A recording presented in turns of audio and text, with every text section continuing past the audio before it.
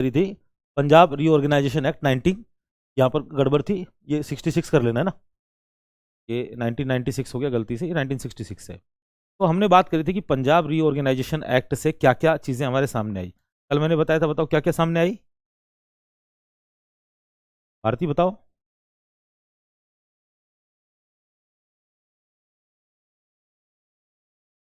नहीं, थोड़ा सा तेज बोलो, मैं बोलो पंजाब रीऑर्गेनाइजेशन एक्ट से क्या क्या बना था, इस एक्ट से कौन कौन से स्टेट बने थे, क्या क्या बना था, ये पूछ रहा हूं मैं।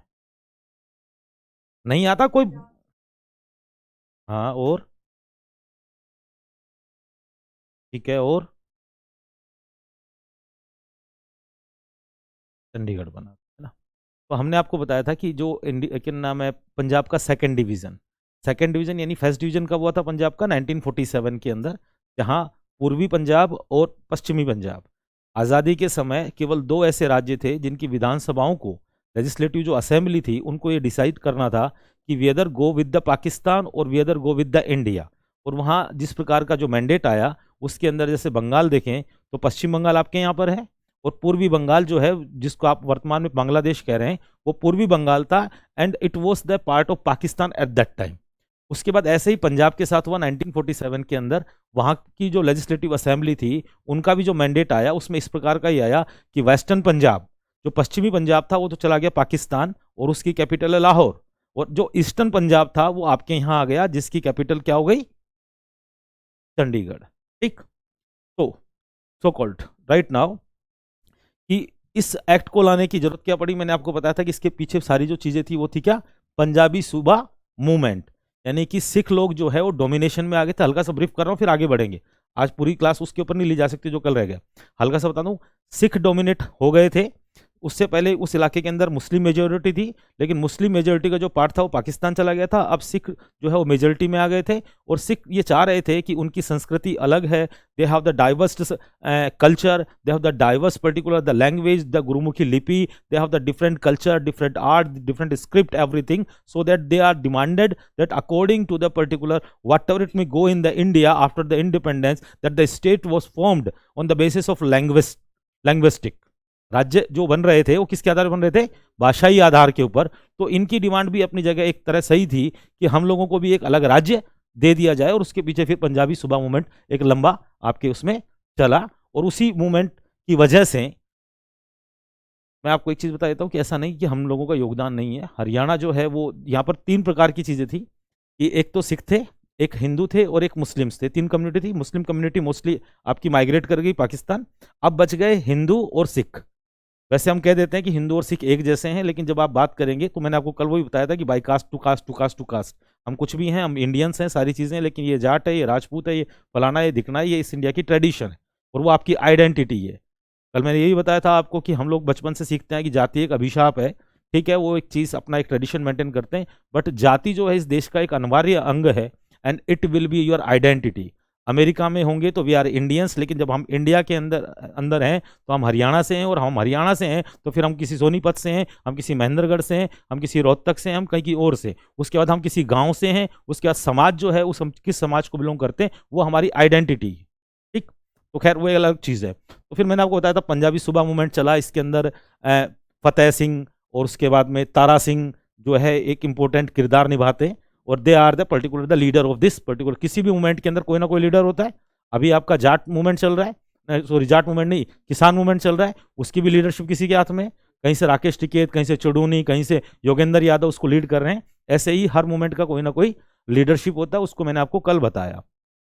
जब डेफिनेटली सी बात है कि जब कोई मूवमेंट चलेगा तो they have the hot and cold talks with the government. तो उसके अंदर मैंने आपको बताया था कि गवर्नमेंट के साथ में टॉक्स चली और सारी चीज़ें चली, किसने क्या डिमांड करी क्या। उसी में एक बताया था मैंने आपको सच्चर फार्मूला।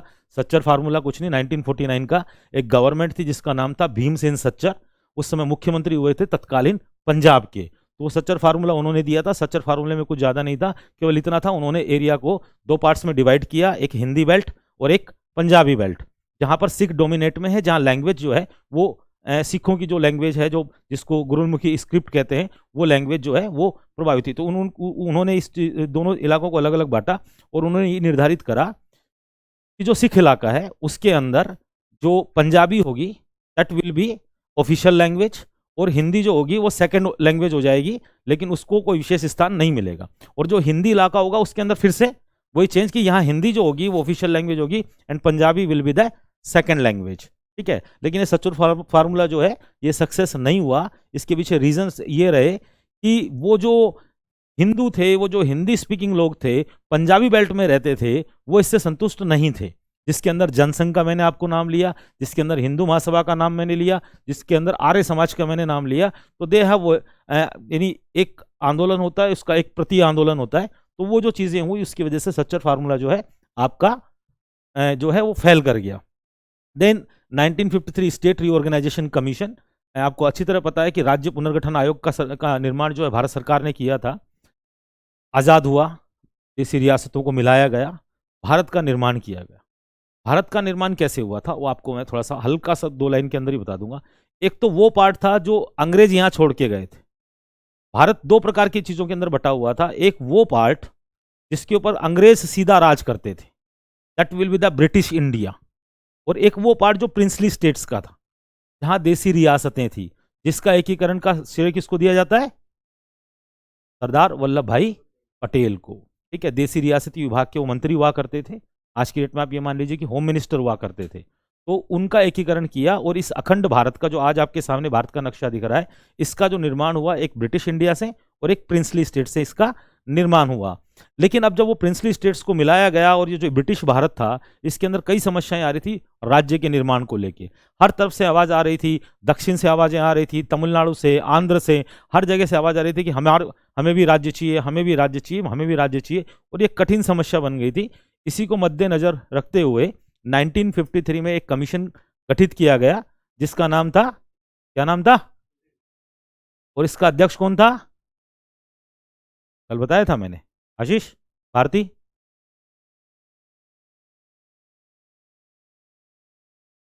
का मतलब है लिखते भी नहीं हो और घर जाके पढ़ते भी नहीं हो, है? घबराओ मत, कोई बात नहीं है। ठीक है, इसमें कोई बात नहीं, मैं अलग से समझा दूंगा। ठीक है, थोड़ा सा कंसंट्रेट करा करो। तो ये था फजल आयोग, शाह फजल आयोग।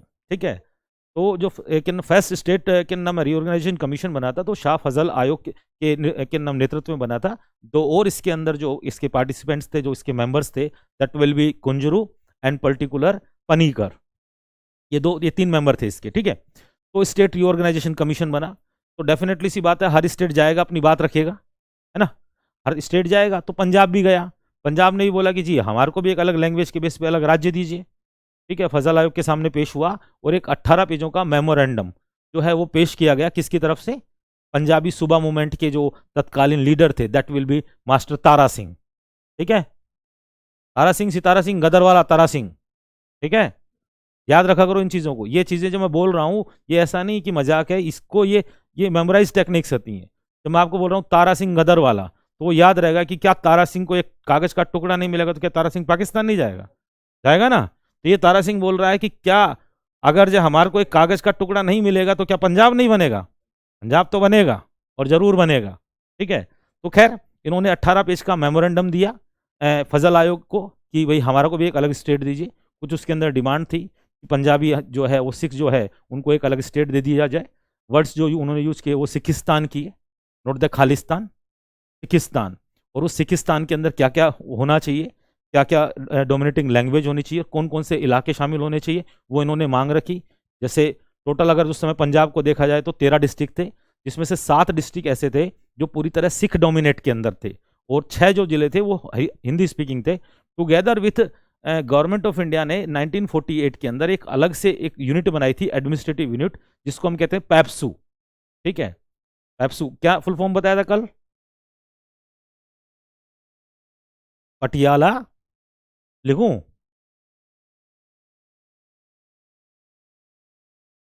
PEPSU, Patiala east Punjab state union. ठीक है, पटियाला। ये 1948 के अंदर जो है, ये 1948 के अंदर ऐसे एडमिनिस्ट्रेटिव यूनिट जो है इसको भारत सरकार ने बनाया था।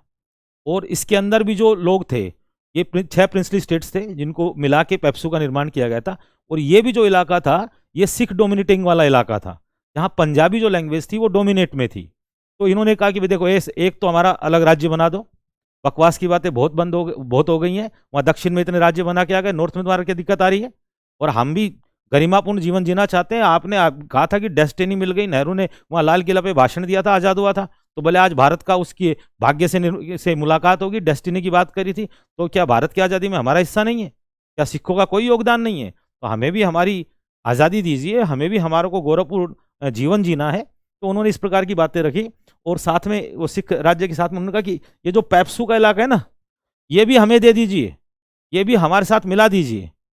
बोले ये क्यों? बोले इसमें भी तो सिख डोमिनेटिंग वाले हैं। उन्होंने लैंग्वेज का बेस बनाया 1953 के अंदर, जो फजल है लैंग्वेज का बेस बनाया, और लैंग्वेज का जो सेंसस यूज करा वो 1947 के जो डाटास थे उनका यूज करा, और उस डाटा के बिहाफ के ऊपर पेप्सू के अंदर भी जो मेजोरिटी लैंग्वेज जो थी बोलने वाली वो पंजाबी ही थी। तो उन्होंने पेप्सू की डिमांड करी। फिर उन्होंने बोला देखो आप हिमाचल चलो, हिमाचल के अंदर ये जो कांगड़ा है, ये जो शिमला है, यहाँ भी हमारे सिख डोमिनेटिंग वाले हैं, तो ये इलाका भी हमारे को दे दीजिए। और वो लंबा चौड़ा ज्ञापन फजल आयोग को दे आए।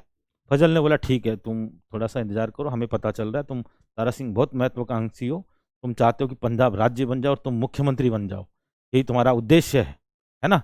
जैसे अभी सपोज कर लो कि हमारे दुष्यंत चौटाला जी जो हैं वो भाजपा के साथ क्यों गए? क्योंकि वही महत्वाकांक्षी हो गए कि उप मुख्यमंत्री का पद तो मिलेगा, और 17-18 साल से जो है सत्ता आई नहीं है, 2003 के बाद में चौटाला गवर्नमेंट का आई, तो वो थोड़ा महत्वाकांक्षी हो गए तो वो चले गए।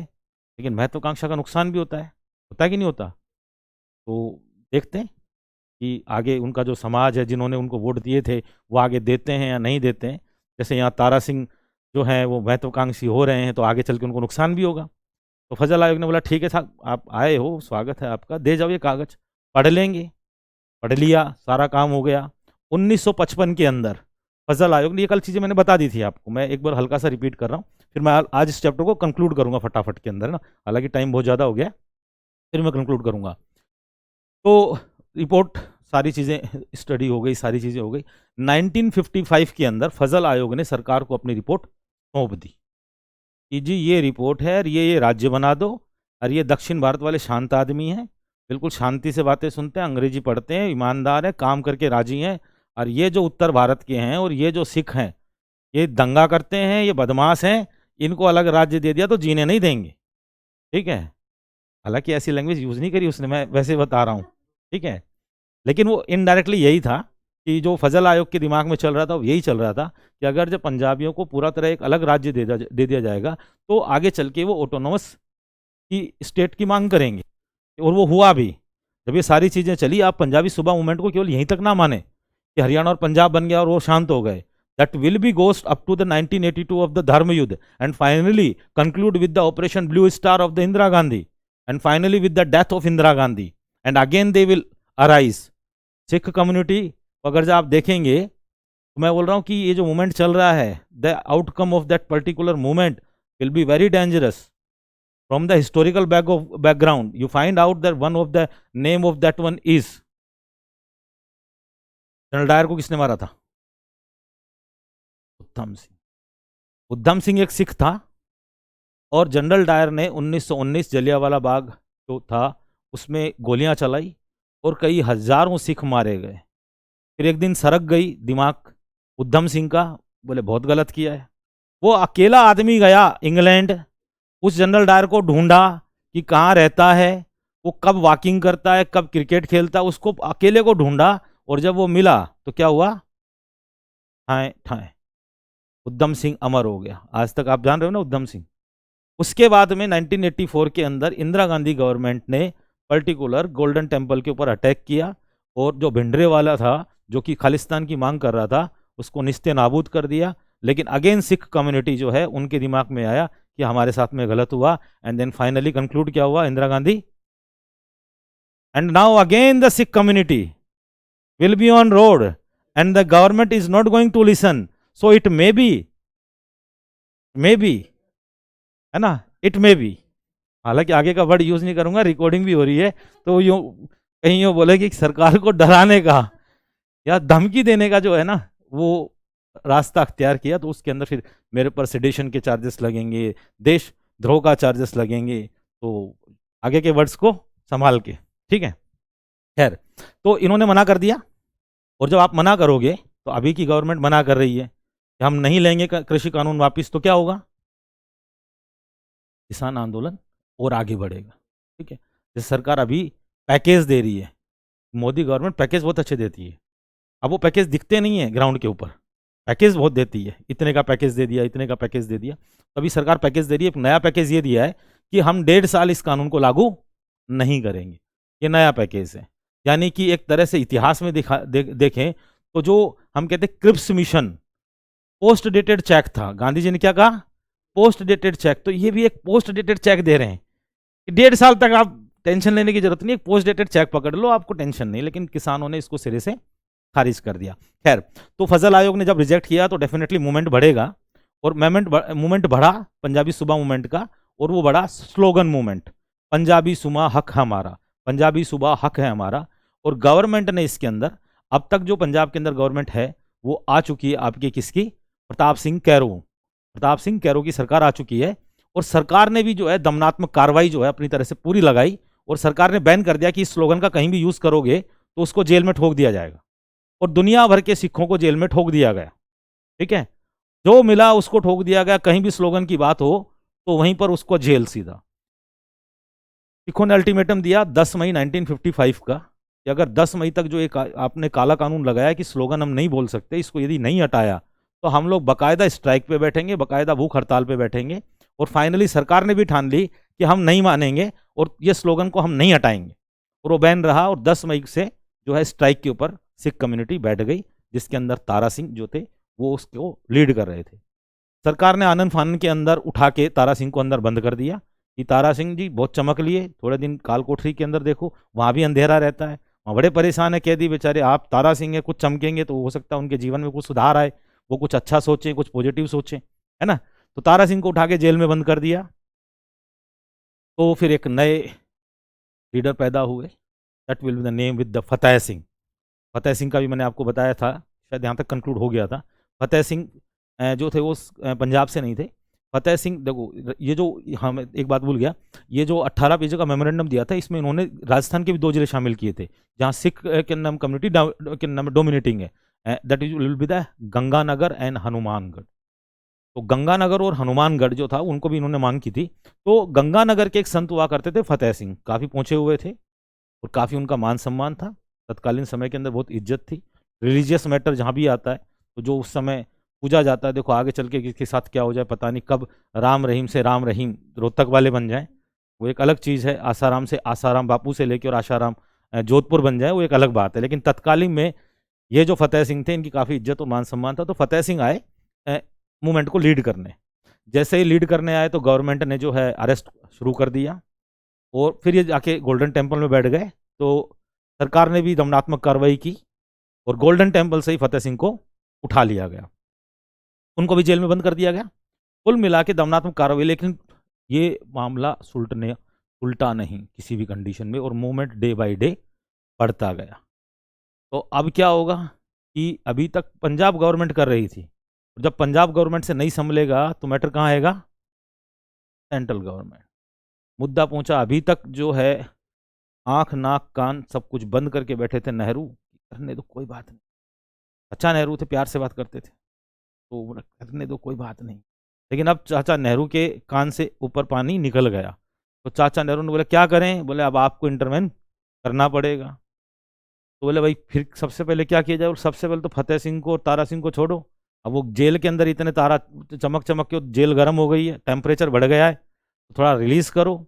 तो तारा सिंह को भी छोड़ दिया गया और फतेह सिंह को भी छोड़ दिया गया। फाइनली उस समय एक मंत्री हुआ करते थे कैबिनेट मिनिस्ट्री, बलदेव सिंह। तो बलदेव सिंह ने जो है बीच के अंदर जो है मीडिएशन का पार्ट निभाया, और तारा सिंह की और नेहरू की मीटिंग हुई, और दोनों ने एक निर्धारित किया और एक नया फार्मूला लेके आए, that will be we can say, यहाँ तक आ गए थे हम 6 तक, गवर्नमेंट टॉक्स। ठीक है, ये गवर्नमेंट टॉक्स हुई, और गवर्नमेंट टॉक्स के बाद में जो चीज़ें निकली वो निकली द रीजनल फार्मूला। क्या निकला? Regional formula. नेहरू गवर्नमेंट ने एक नया फार्मूला दिया जो कहीं ना कहीं नज़दीक था सच्चर फार्मूला के नज़दीकी था। तो गवर्नमेंट ने अपनी तरफ से एक पैकेज दिया और सिख कम्युनिटी उसके ऊपर राजी हो गई। और वो क्या था कि स्टेट आपका बाइलैंग्वेल ही रहेगा, लेकिन जो पंजाबी डोमिनेटिंग एरिया होगा वहाँ जो आपकी लैंग्वेज है that will be in the domination. सरकारी कार्यालयों के अंदर उसी लैंग्वेज का यूज होगा, स्कूलों के अंदर इंस्ट्रक्शन का पार्ट वही रहेगा, निगम्स के अंदर वही रहेगा, तो आपकी लैंग्वेज जो है वो डोमिनेटिंग रहेगी। दूसरा इन्होंने जो किया कि ये जो मांग कर रहे थे कि पैप्सू हमारे साथ होना चाहिए, बोले पैप्सू रख लो। नेहरू सरकार चाह रही थी कि इनको हिमाचल भी दिया जाए, लेकिन इन्होंने खुद ने बाद में चल के मना कर दिया कि हिमाचल नहीं चाहिए, तो पैप्सू भी इनको दे दिया गया। और तीसरा एक काम और करा कि जो हिंदी जो स्पीकिंग एरिया था उसके अंदर भी सेकंड जो मोस्ट लैंग्वेज थी वो पंजाबी को कर दिया गया। तो डेफिनेटली सिख खुश थे कि हमारे को एक आइडेंटिटी मिली और अच्छा ये फार्मूला है, और वो उसके ऊपर डटे रहे। लेकिन यहाँ नहीं डटे अब हिंदी स्पीकिंग वाले। ये कौन सी बात होती है? पंजाब के इलाके, पंजाबी इलाके के अंदर जो हिंदू हैं, जो हिंदी स्पीकिंग हैं, हिंदी, हिंदू, हिंदुस्तान, हिंदी, हिंदू, हिंदुस्तान, अच्छा शब्द है ना? अच्छा शब्द है हिंदी, हिंदू, हिंदुस्तान, लेकिन सांप्रदायिक।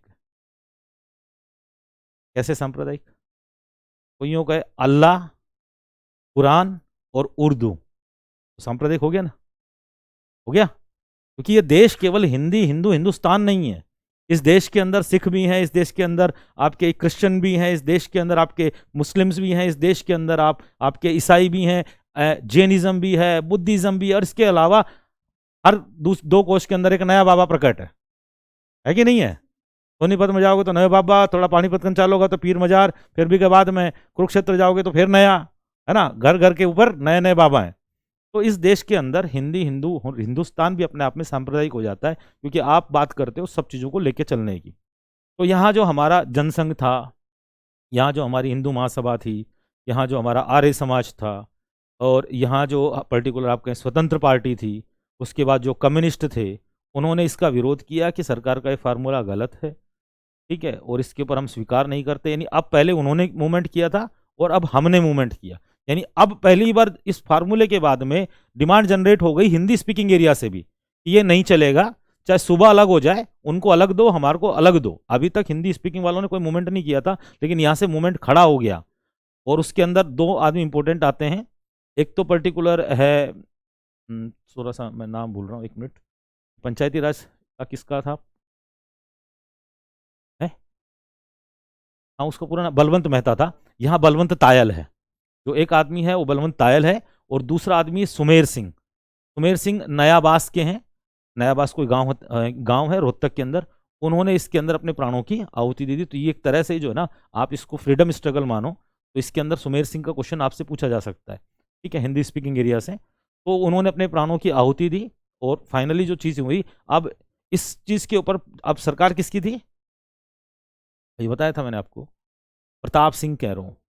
अब प्रताप सिंह कैरो जो थे, उन्होंने बोला कि भाई इस फार्मूले को मैं लागू नहीं करूंगा। फाइनली ही डिसाइडेड कि मैं इस फार्मूले को लागू करूंगा ही नहीं। अब वो सिख जो थे, वो जो खुश हो रहे थे, वो 1958 तक तो उन्होंने इंतजार किया कि लागू करो, लागू करो, लागू करो। प्रताप सिंह कैरो बोले लागू नहीं होगा, नहीं होगा, नहीं होगा, क्योंकि प्रताप सिंह कैरो की जो सरकार बनी थी उसमें एक बड़ा हाथ जो था वो इन्हीं पार्टियों का था, कांग्रेस के थे हालांकि वो, लेकिन हिंदी स्पीकिंग एरिया ने उनको पूरा सपोर्ट किया हुआ था। तो वो सरकार जो चला रहे थे वो हिंदी स्पीकिंग एरिया की बेल्ट से चला रहे थे, तो उन्होंने उसको लागू नहीं किया। टाइम निकलता गया और टाइम आ गया लगभग 60s का, 1960s का। तो ये जो आपका फार्मूला था, ये रीजनल फार्मूला, ये वो कर दिया। और अपोजिशन टू द फार्मूला मैंने बता दिया कि इस अपोजिशन टू द फार्मूला में कौन कौन है? हिंदू महासभा, आर्य समाज, देन फाइनली जनसंघ, स्वतंत्र पार्टी, ठीक है। तो इन लोगों ने जो है विरोध किया। अब वापिस से मूवमेंट आपका शुरू हो गया। अब जब ये बात चली गई तो फिर क्या आया topic? Renewed efforts for the Punjabi सूबा। अब फिर से एफर्ट्स लगाए जाएंगे, और फिर से किरदार कौन आएंगे? वही किरदार तारा सिंह और फतेह सिंह। वो 1960 में जाके फिर बैठ जाते हैं कि इस बार अगर जो हमारी बात नहीं मानी गई, अब तो उन्होंने भी सोच लिया कि पंजाबी सूबा से नीचे कुछ लेंगे नहीं, कोई रीजनल फार्मूला नहीं, कोई सच्चर फार्मूला नहीं, कोई फालतू फालतू ये बातें बंद करो कि कभी पैकेज देते हो, कभी बोलते हो एमएसपी ले लो, कभी बोलते हो वैसे ले लो, कभी बोलते हो वैसे ले लो, ये सब बेकार बंद। केवल और केवल कृषि कानून रद्द होने चाहिए, इसके अलावा दूसरी कोई बात नहीं है। यहीं बोल दिया कि अब फालतू की बातें बंद करो कि ये ले लो और वो ले लो। अब केवल बात ये होनी चाहिए कि अलग पंजाबी सूबा दे दो और बात को खत्म करो, ठीक है। नहीं, हम मूवमेंट पे बैठ रहे हैं, और इस बार फतेह सिंह ने और इन्होंने जो है मांग ये रख ली, अभी अभी मांग ये रख दी कि क्या बोलते हैं कि केवल पंजाबी सूबा। और फतेह सिंह ने बोला कि इस बार जो है मैं ऐसा वो करूंगा कि अगर जो 17 दिन के अंदर सरकार मेरे सामने मेरी बातें नहीं मानी तो मैं खुद से आत्मदाह कर लूंगा, खुद की जीवन लीला समाप्त कर लूंगा। खैर नेहरू भी पटियाला गए उस समय, एक स्पीच में उन्होंने रिक्वेस्ट करी फतेह सिंह से कि आप जो है इसको थोड़ा सा मानिए और फलाना दिखना। तारा सिंह को तो जेल में उठा के पटक दिया, ठीक है तुम तारा सिंह अब चलो, तुम्हारे को मुख्यमंत्री किसी कंडीशन में नहीं बनाएंगे। वो बना भी नहीं बेचारा, मेहनत सबसे ज्यादा उसी ने करी है, आज़ादी से पहले वो मेहनत कर रहा है। 1945 से जो है ना वो लगातार अंग्रेजों से मिल रहा था कि जा तो रहे हो, ये पंजाबी अलग स्टेट दे जाओ, मान जाओ हमारी बात। लेकिन अंग्रेज नहीं बोले ना तू बहुत ज्यादा महत्वाकांक्षी है, तेरे को नहीं बनाएंगे। फिर नेहरू ने बोला तेरे को नहीं बनाएंगे, किसी को बना देंगे, ठीक है। खैर तो मूवमेंट चला, तारा सिंह को अंदर कर दिया, फतेह सिंह बिल्कुल नजदीक पहुंच गए। फतेह सिंह कहाँ पहुंच गए, बिल्कुल यूं समझ लो उस टाइम के नजदीक पहुंच गए कि जहां उनको आत्मदाह करना था। At that time Tara Singh को, ये राजनीति है ना, ये राजनीति है। तारा सिंह को थोड़ा सा फैलाया गया कि मुख्यमंत्री का दावेदार तू था, रेपुटेशन फतेह सिंह की बन रही है, तू यहाँ जेल में चक्कर काट रहा है, कुछ करता क्यों नहीं, हो सकता है तेरे भाग्य में वो मुख्यमंत्री बन जाएगा। बोले कैसे, बोले हम तेरे को छोड़ते हैं, तू जा। वो फतेह सिंह की जाके जो है वो फास्ट तुड़वा, अपने आप सिस्टम तेरा बनता आएगा। तो तारा सिंह को छोड़ दिया गया। तारा सिंह दौड़ते दौड़ते गया कि मेरी बात हो गई है सरकार से, और अलग पंजाबी सूबा के लिए उसने हाँ कर दी है, नेहरू से बात हुई है मेरी पर्सनल। तो बोले फिर, बोले तोड़ दे ये फास्ट, बोले देख ले। अरे बोले हम कह रहे हैं हम तारा सिंह, हम तारा सिंह बिल्कुल तोड़ दे। बोले ठीक है कैसे तोड़ूं, जूस लाया हूँ साथ में ही, एक हाथ में जूस पीछे से बाहर का था, ये ले। तो तारा सिंह ने उनको जूस पिला दिया, फतेह सिंह का जो था वो फास्ट टूट गया, गवर्नमेंट को कुछ रिलैक्स मिला। खैर समय बढ़ता गया कुछ हद तक, अब तारा सिंह भी कुछ समय के बाद में सिख गुरुद्वारा प्रबंध कमेटी, जिसको हम लोग एसपीजीसी कहते हैं, उसके इलेक्शन हुए। और इस बार अकाली जो थे वो बहुत मजबूत तरीके से जीत के आए। 1962 के अंदर अकाली जो एसजीपीसी के इलेक्शन के अंदर बहुत मजबूत तरीके से जीत के आए, इतनी मजबूत तरीके से कि 90% जो सिख कम्युनिटी थी उन्होंने वोट केवल अकाली को दिए। ये मूवमेंट यही मान लीजिए एक तरह से आप अकाली वर्सेस कांग्रेस है, आज की डेट में भी अकाली वर्सेस कांग्रेस की गवर्नमेंट रहती है वहां। तो ये मूवमेंट शुरू से अकालियों का ही द्वारा खड़ा किया है, ठीक है। तो अकाली जो थे वो काफी खुश, और उन्होंने फिर से मूवमेंट को आग देने का प्रयास किया।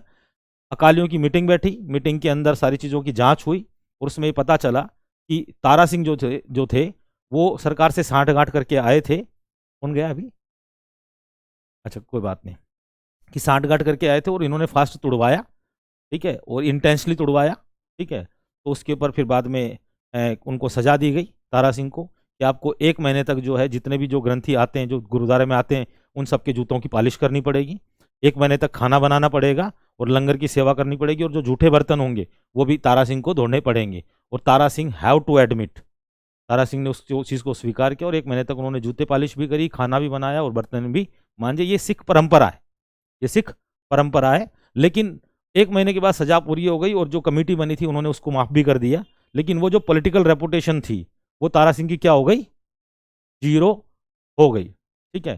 खैर इस पूरी स्टोरी में नहीं फंसना, मैं कंक्लूड करके लास्ट में पहुंच जाता हूँ। बात पहुंचते पहुंचते फतेह सिंह एक इंपॉर्टेंट किरदार हो जाते हैं, और बात पहुंच जाती है पहुंच के हो जाती है 1965 में। और अब चीज़ें के बीच में हुक्मदेव भी आ जाते हैं, चीफ पार्लियामेंट्री कमेटी भी आ जाती है कि इस समस्या का समाधान किया जाना चाहिए। फाइनली 1965 के अंदर एक कमेटी, एक पार्लियामेंट कमेटी का गठन किया जाता है। उस कमेटी का नाम है हुक्मदेव सिंह कमेटी।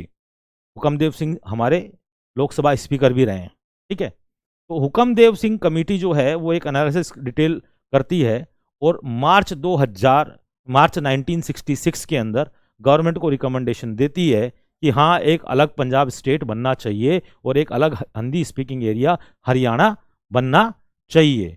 और उस कमेटी का के बिहाफ के ऊपर सारी चीजें होती हैं, और 18 सितंबर 1966 के अंदर पंजाब रीऑर्गेनाइजेशन एक्ट किसकी सिफारिश पे बना है, हुक्मदेव सिंह कमेटी की सिफारिश के ऊपर बना।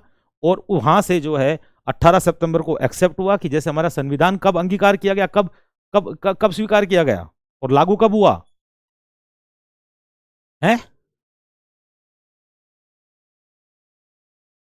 हाँ, नवंबर 24 को एक्सेप्ट एंड लागू 26 जनवरी 1950 से। तो ऐसे ही 18 सितंबर को पास हुआ और लागू कब से हुआ? 1 ऑफ द नवंबर 1966। ये डेट्स इंपॉर्टेंट हैं, ये आदमी इंपॉर्टेंट है। तो बलदेव सिंह कमेटी की सिफारिश के ऊपर हरियाणा का निर्माण हुआ। उसके अंदर आपको मैंने कल बताया था जेसी शाह, तो जेसी शाह एक और नाम है, उसका काम किया था। जिस प्रकार की भारत को जो आज़ादी मिली, कौन सी योजना के तहत मिली? माउंटबेटन प्लान के तहत। लेकिन सीमाओं का निर्धारण किसने किया? रेडक्लिफ ने। ऐसे ही हरियाणा का जो निर्माण हुआ वो हुक्मदेव सिंह कमेटी की रिकमेंडेशन पे हुआ, लेकिन जो सीमाओं का निर्धारण किया वो जेसी शाह आयोग ने करा। ठीक है, जेसी शाह आयोग था, उसके अंदर मैंने आपको कल 3 मेंबर बता दिए थे, जेसी शाह आयोग। और फिर आकाशवाणी किसने करी थी? फिलिप्स ने। और एक्टर कौन थे? एस दत्त, है ना। तो ये 3 आदमी जो थे, इन्होंने जो है सारी बाउंड्रीज को नापा कि ये पंजाब को दे दो, ये इसको दे दो, ये इसको दे दो, ये इसको दे दो। और उसके तहत फाइनली कंक्लूड हुआ कि 1 नवंबर 1966 को जो है आपको हरियाणा एक नए स्टेट के रूप में मिला। और जो पंजाब का जो पहाड़ी क्षेत्र था वो चला गया हिमाचल को, और चंडीगढ़ एक नई राजधानी के रूप में आया, और उसका कुछ पार्ट हरियाणा को दे दिया गया, कुछ पार्ट पंजाब को दे दिया गया। और उसके बाद में जो है आपका एक संयुक्त जो है हाई कोर्ट जो था, 2 राज्यों का एक ही हाई कोर्ट जो है चंडीगढ़ में आपका संयुक्त बना। संयुक्त राजधानी पहली बार चंडीगढ़ ही बनी कि किसी 2 स्टेटों की एक कॉमन राजधानी जो है वो बनी। और इस प्रकार आपका स्टेट आपके सामने आया, जिसको आप वर्तमान में हरियाणा कहते हैं। उस हरियाणा जिसकी शुरुआत में जिले कितने थे? कितने जिले थे शुरू में? 50। हाँ, ये पहले का जब पंजाब के साथ था जब का हरियाणा था। ये वर्तमान का इसमें क्लियर नहीं दिख रहा, मैं दूसरा आपको लेके देता हूँ। ठीक है, ये वर्तमान का है। इसमें वर्तमान में भी कुछ प्रॉब्लम्स हैं कि यहाँ भिवानी से कुछ, यहाँ इस इलाके में दादरी भी जो है वो बना दिया गया है। तो 7 से फिर धीरे धीरे करके आप पहुंच गए कहाँ? 22 जिलों के अंदर। ठीक है, लेटेस्ट के अंदर आपका दादरी है, उससे पहले पलवल था, उससे पहले 95 के अंदर 4 जिले थे आपके पास में। दैट विल पानीपत एक जिला बना, उसके बाद में रेवाड़ी एक जिला बना, फिर कैथल एक जिला बना, पंचकुला एक जिला बना। तो 7 से आप धीरे धीरे धीरे कहाँ पहुंच गए? 22 पे पहुंच गए। इस प्रकार ये आपका हरियाणा का राज्य का निर्माण हुआ। ये इतिहास है आपके राज्य पुनर्गठन का। थोड़ी सी बातें और कर लेते हैं, उसके बाद मैं कंक्लूड कर देता हूँ आज की क्लास को। हरियाणा का निर्माण हो गया। तो हरियाणा की एक आदत है कि कौन पहले कौन बाद में, ये प्रश्न बहुत पूछते हैं। नए क्वेश्चन तो क्रिएट कर नहीं सकते हरियाणा के, है ना। आता भी है तो जितने बैठे हैं वो पता नहीं, खैर पर्सनल बातें हैं, बाद में बात करेंगे। तो अब जो है पहला मुख्यमंत्री कैसे बना होगा? पहला मुख्यमंत्री कौन था?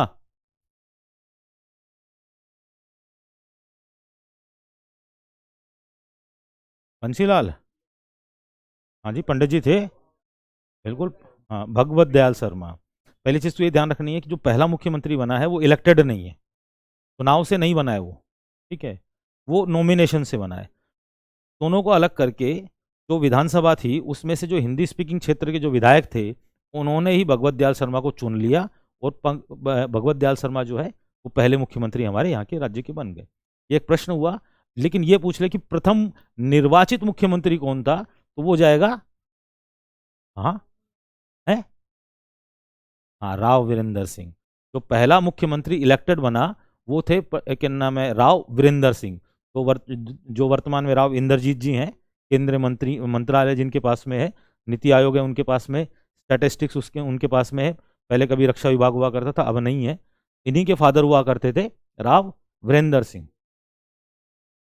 और यहाँ से एक राजनीति शुरू हुई, आया राम गया राम। ये हरियाणा के लिए फेमस है, आया राम गया राम, यानी कि तू चल मैं पीछे पीछे मैं आ रहा हूँ अब।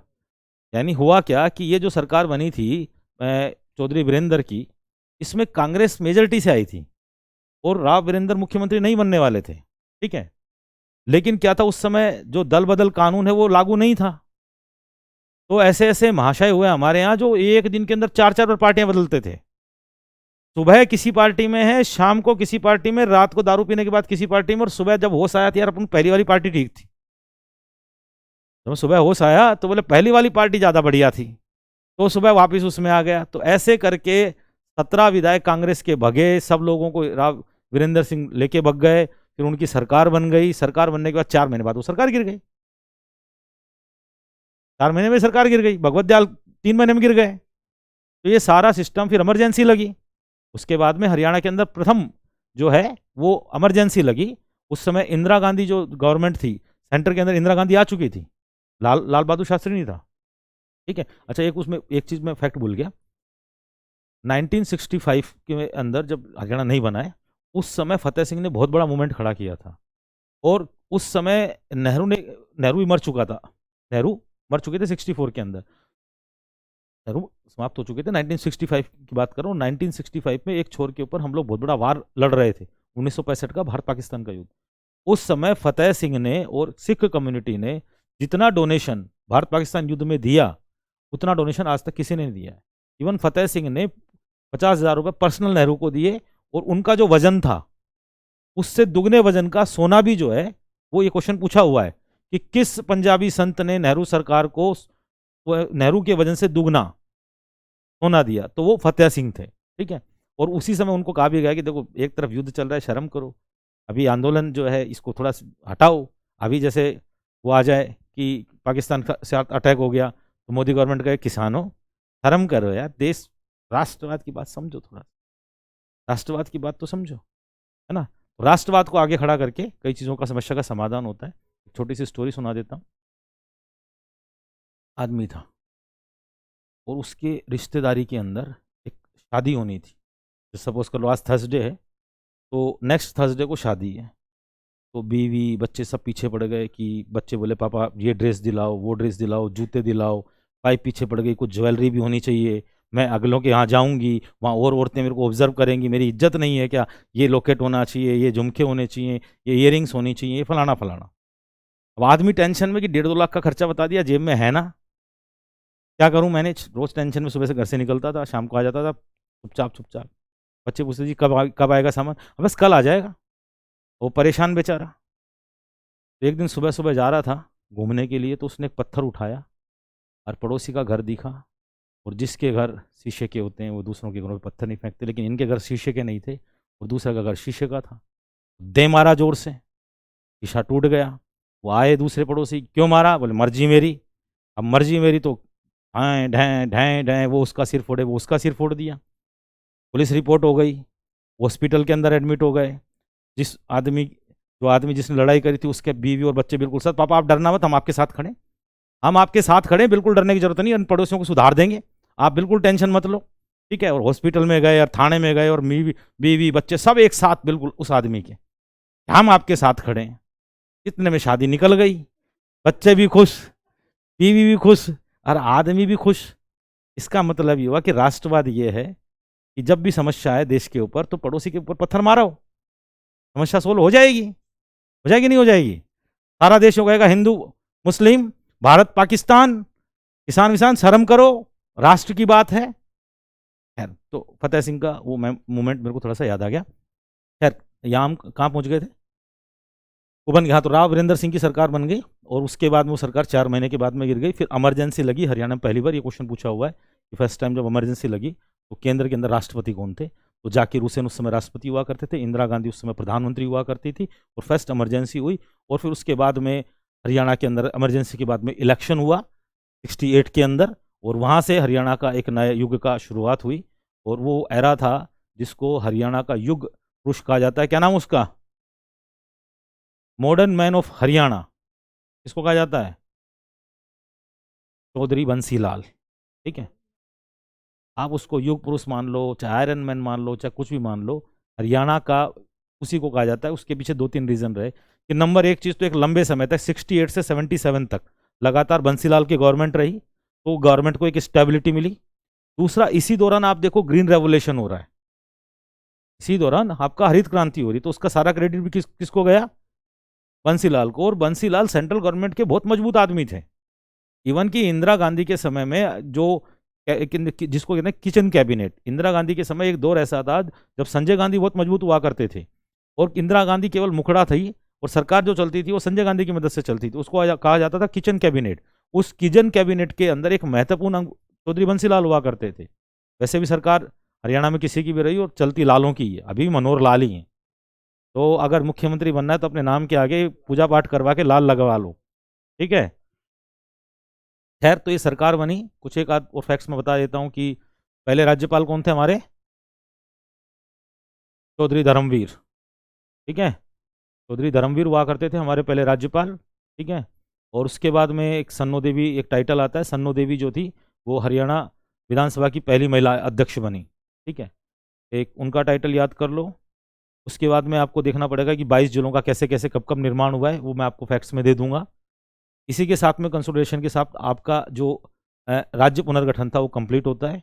इसके बाद हम चलेंगे कि वर्तमान में जो प्रशासनिक इकाइयाँ हैं, हरियाणा कितने डिवीजन से बटा है, फलाना दिखना, कितने इकोनॉमिक जोन से बटा हुआ है, कितने जोग्राफिकल जोन से बना है, रेवेन्यू के हिसाब से किस हिसाब से बांट रखा है, पुलिस रेंज को किस हिसाब से बांट रखा है, वो सारी चीज़ें, इरिगेशन सिस्टम को कैसे बांट रखा है, उन सारी चीज़ों पर हम बात करेंगे। तो अब यहाँ तक अगर किसी को कोई क्वेश्चन अगर पूछना हो तो मेरे से पूछ सकता है। Any problem you have? आप कल की क्लास में थे नहीं, अदरवाइज आपको पूरा टॉपिक समझ में आता। आप ये मान के चलें कि आप एक्सपेक्ट कर सकते हो इस चैप्टर से आपको 2 से 3 क्वेश्चन एचपीएससी के प्रीलिम्स एग्जाम में देखने को मिल सकते हैं। पूरे हरियाणा को यदि देखेंगे तो सबसे मोस्ट इंपॉर्टेंट क्वेश्चन ये है। और किसी भी बुक के अंदर हरियाणा की सबसे बड़ी प्रॉब्लम जो है वो ये आपको बता देता हूँ कि मार्केट के अंदर एक भी बुक, कोई भी स्टडी मटेरियल अवेलेबल ही नहीं है, और जो अवेलेबल है उसका जो स्तर है वो इतना घटिया है कि आप उसको पढ़ नहीं सकते और उसमें से कोई क्वेश्चन बन भी नहीं सकते। कोई भी ऑथेंटिक बुक्स नहीं है, कोई यहाँ कुछ भी नहीं है, बहुत मुश्किल से सारी चीज़ों को मेंटेन करना पड़ता है। ठीक है, तो हरियाणा के ऊपर आपको मैं बता रहा हूँ कि 100 में से आप 20 से 22 क्वेश्चन एक्सपेक्ट कर सकते हो, केवल हरियाणा से पूछेंगे डे बाय डे। 2004 से लेके अगर 2018 तक का आप यदि सफ़रनामा देखें एचसीएस एग्ज़ाम का, तो हर एग्ज़ाम के अंदर हरियाणा का पार्ट बढ़ता गया है। तो हरियाणा के ऊपर विशेष कंसंट्रेशन से पढ़ें, एक एक फैक्ट्स को पढ़ें, अंडरस्टैंड करें, अपने चारों तरफ के एनवायरनमेंट को ऑब्जर्व करें। क्वेश्चन यहाँ तक भी पूछा जा सकता है कि रागनी, आपके जो लोक गायक हैं, जो सीठने होते हैं हरियाणा के अंदर, जो आपकी संस्कृति है, वहाँ से आज के डेट में मैक्सिमम क्वेश्चन पूछ रहे हैं। ठीक है, हाँ भारती, ठीक समझ में आ गया? पक्की बात है, कल सारे जवाब देगी? चलो ठीक है, बाकी कल मिलते हैं वही 12 बजे।